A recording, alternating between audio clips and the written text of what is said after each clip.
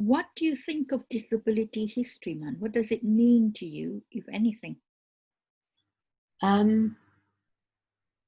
Even though I identify as what I said previously, I refer to myself as a crip, sick, mad, neurodivergent survivor and a woman of color. And that reclamation is an incredibly important part of how disability history has always been there, but has grown so much, including language. And for that reason, it means everything to me, because it reminds me that as disabled people, we are so resilient and we have such imagination and creativity to ensure that we continue to be included in society. And that has been shown for centuries, but more recently since I think 1945. And that is through our own presence in society, but also as original life hackers, as Liz Jackson from Disability List said, that we are experts of navigating this world, a world that we have to endlessly adapt to, and a world that's been designed and constructed without our acknowledgement or existence of disability as being a valuable part of life and being worth consideration. And throughout looking at disability history, it reminds me, even though there's so much left to do, if it wasn't for the people before us, the disabled pioneers and activists, we would be in a completely different position right now. How do you think being a disabled person affect your identity as a woman of color, or how has being a woman of color affected you as a disabled woman?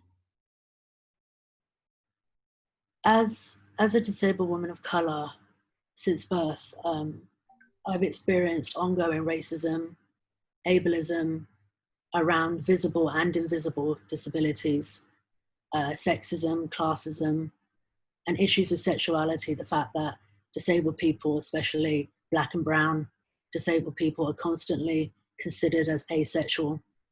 And even ageism comes into it. As a young disabled person, I was always told that I couldn't possibly be in as much pain as I'm saying, or that I'm being pitied because I'm young and disabled.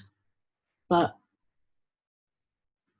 even now, as a 30-something that looks a lot younger than my age, I come across a lot of these ableist comments still, whether I use my crutches or electric wheelchair. And as a brown disabled woman, I've experienced racism, ableism, and ableism together. And that's mainly throughout my childhood and adolescence, through school bullying, neighborhood hate crime and abuses, as someone from a low socioeconomic background as well, which was always seemed to be ignored by the police. And as a young child, it always seemed that I would not receive healthcare treatments, and that was due to my ethnic name. And I realized this, that even though my circumstances and health put me in a certain category where in healthcare, where I'm supposed to be seen urgently, it's never the case. But the idea of race being part of that issue only entered my mind at age about 13 or 14, when I needed a certain operation, and my parents had to write to the local MP to ensure that I would even receive it, even though I was in this urgent category. And when I finally did receive it, the children in the ward with me, my neighbours, they were white, and they had told me that they only knew about having the operation 2 weeks previous and was given the slot straight away. I had waited over a year, and I had to fight with my local MP for that slot. It was then that I started realising that it's not just about being disabled, it's also about all these other intersections that come into it. But obviously then as a 13-year-old, I didn't realize about intersectionality, but I knew that my race and visible disabilities, because they're so evident straight away, that I'm treated a lot different. This is also the case after the horrible 9/11 events at school, where kids would refer to me as wonky and hunchback, and that my family must be terrorists. I try to explain to them that I'm of an Indian background, but then I realized myself that doesn't matter, because other brown kids at school were getting the same treatment. And it would be times where I would be automatically labeled as a wonky terrorist. And for me, it seemed to be a lot worse, because they would also highlight that I couldn't run away, and I couldn't fight back, and that I was twice as ugly. And as a child, you end up retaining all of this. And because of how society kind of emphasizes negative and damaging imagery of disabled people, and that how you never see a disabled black or brown person represented in mainstream media, in addition to the ideals of Western ideals of the perfect female body, and how cultural and racial issues within the South Asian community itself impacted me. It wasn't until I met other disabled young adults that I started realizing my life is not supposed to be like this. I'm not supposed to have been an 8-year-old with severe depression. That isn't normal.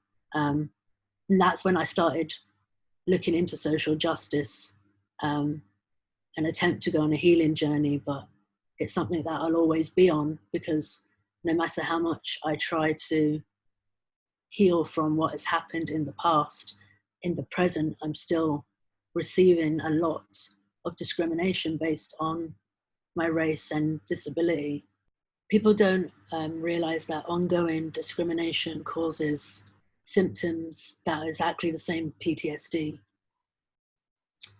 And something that's come up a lot recently, and I've noticed that it's been from people around me that are white and non-disabled, is whenever something discriminative has been said, it's always said afterwards that it was unintentional. If I say that I didn't like what was being said, but I think that the idea of it is unintentional is very damaging, because whether it's intentional or not, unlearning and learning about the severity of ableism and its intersections with race, class, sex, sexuality, ageism, and how a lot of white non-disabled privilege underlines a lot of what people use as defense mechanisms for its indirect or unintentional discrimination.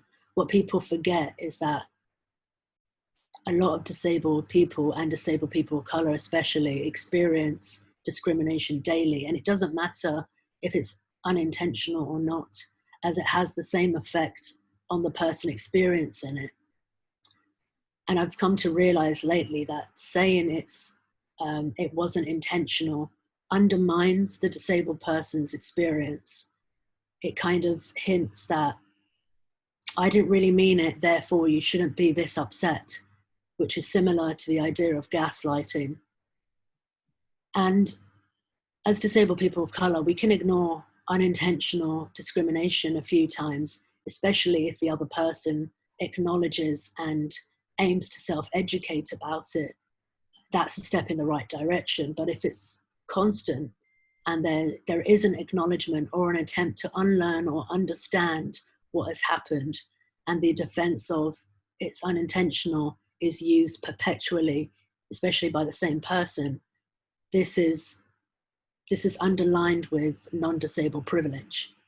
And it's so damaging, especially for disabled people of color.